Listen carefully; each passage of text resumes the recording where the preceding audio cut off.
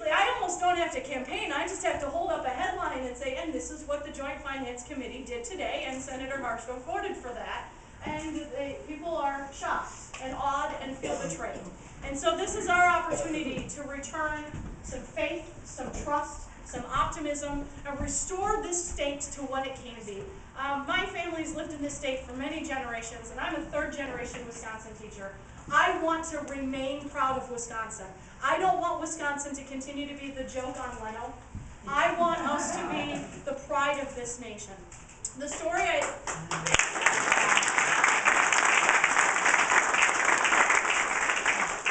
and we can be, and we will be again. And the one anecdote I sometimes share is on February 11th, when we all got the news of what the governor was trying to do to all of us. I was sitting with a teacher friend who teaches in Alabama, who looked at me and said, "Oh dear Lord, I hope Alabama don't turn into Wisconsin."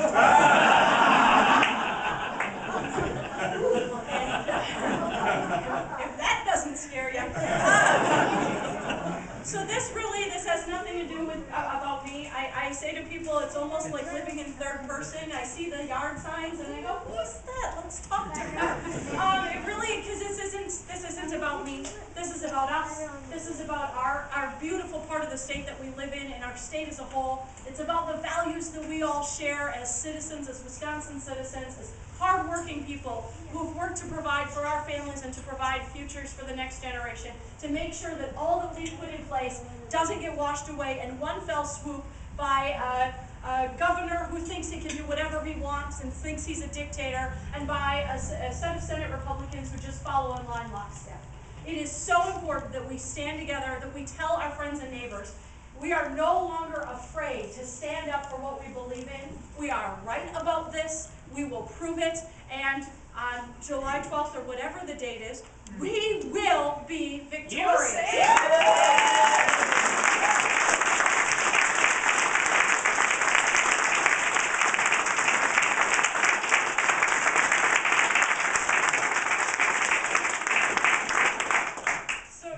Scary guy in the suit over there is my finance guy, and if I don't say this part, he gets mad at me. It's going to cost a lot, okay? A lot of you have already contributed and contributed generously, but we need to continue to do that and continue to try to support the campaign. So he's got envelopes, I have some too. So please try to do that as well, since it's not my campaign taking money from outside interests, but I can assure you the other side has taken a lot of money from outside interests. And we need to make sure that we take back the Senate district. So now that I've talked about the part I don't like to talk about, but like I said, Nick's scary. All right, now I get to say some of the most wonderful things. I had the opportunity when I went to college at UW-Stevens Point in 1992.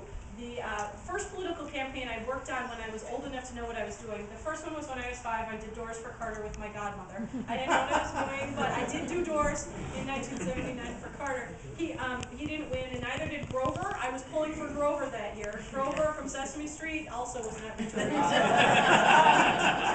I had shirts and Grover for president. Actually still. But anyway, but in 1992, the first campaign I got to be a volunteer on, just one of many people knocking doors and saying wonderful things about a congressman I'd never had the opportunity to meet. I got to work on Congressman Menomonie's campaign while a student at UW-Stevens Point. And one of my favorite stories is my grandmother, after some redistricting occurred, and she could no longer vote for Congressman Menomonie, she says, "Well, then I'm not voting. I will not vote for anybody else. I voted for Dave Obi for 30 years, and that's who I'm voting for." I told her a lot about Steve Kagan, but anyways, no.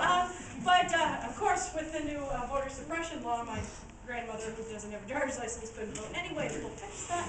Anyway, but so here's the thing. I really am. I'm all tongue-tied and entirely enamored of the incredible work that Congressman Obi has done, really defending us, defending working people, defending students, his work with students. I mean, as a student at UW-Stevens Point, he came and addressed us once at our student senate, and I've been so impressed. He's just done so much to help out all of us, and continues to do that, giving up time, being able to vacation to be here today to help us take back Senate District 10. And so it is my absolute honor to introduce to you Congressman Dave Obi.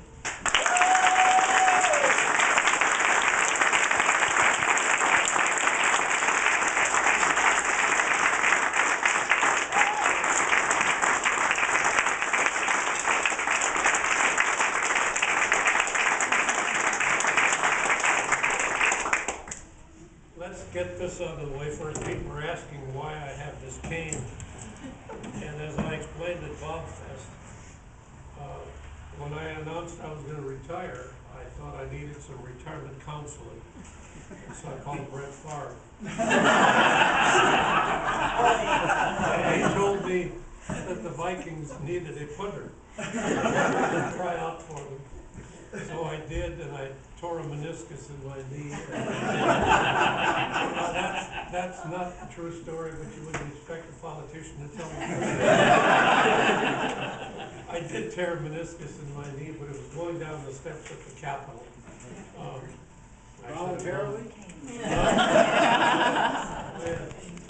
But eventually tonight, I want to get to something. Anybody here know who Ayn Rand is? Yes. I want to get to her eventually because the reason Wisconsin's in this mess, and the reason that the federal government is in this mess with the Ryan bill, is because, and the reason that we have a senator by the name of Johnson rather than Feingold, who is who is giving lectures about Obama's lack of leadership. The reason all that's going on is because all three of them worship at the altar of Ayn Rand. And eventually I want to read some things about her that I think will horrify you. But before I do that, let me simply say that right now, the eyes of the entire nation are going to be on Wisconsin. Because so as Wisconsin goes, so goes the nation in terms of budgeting, in terms of absolute callousness in governing.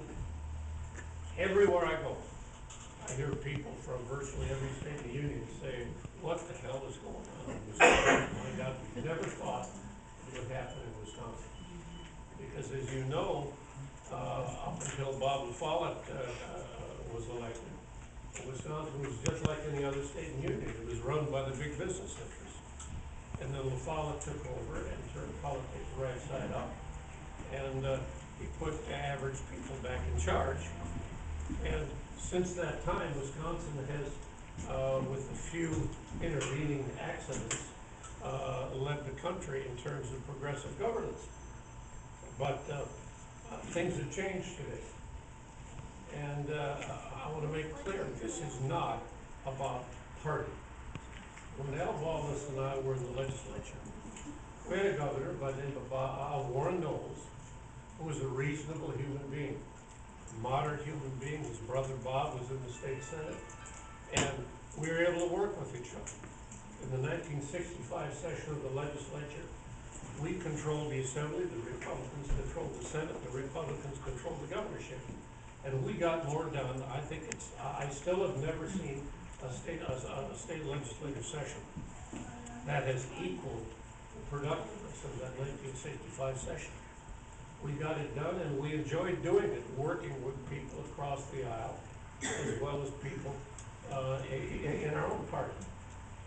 But things have changed. And so the reason that she is running today against Sheila Harsdorf is not because we don't like Sheila Harsdorf. Sheila Harsdorf is a perfectly pleasant human being. But the problem is, she has gone around this district for years, talking as though she's a moderate,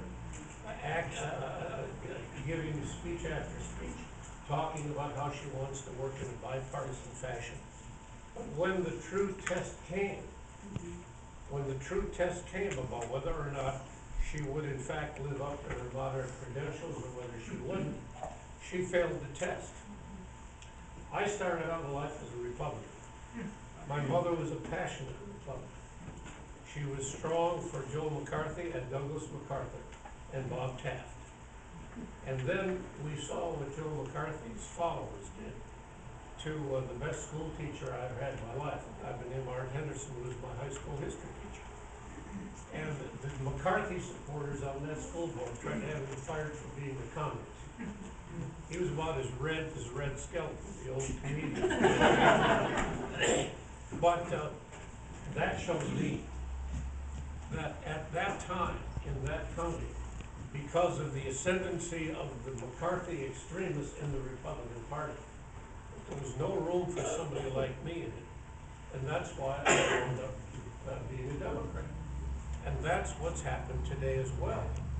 Nobody expected Walker or this Republican crowd to be as confrontational or as right-wing or as ideological or as thuggish as they have been.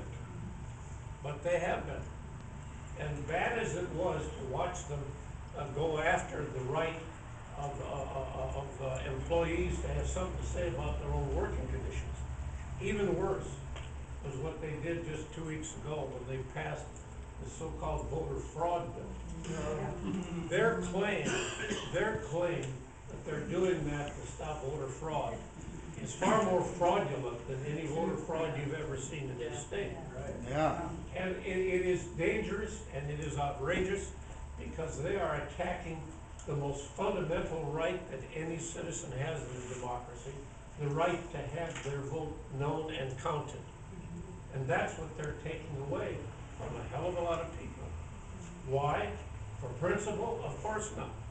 They're taking it away for partisan political advantage. And so sooner or later, I don't like the recall process. It's not an orderly process. But when people run roughshod over other people's rights, when people wind up acting as though you don't count, then by God, they've crossed the line, and people have to wake up, as the good senator suggested he feared they would. And that's why we have got to win this district.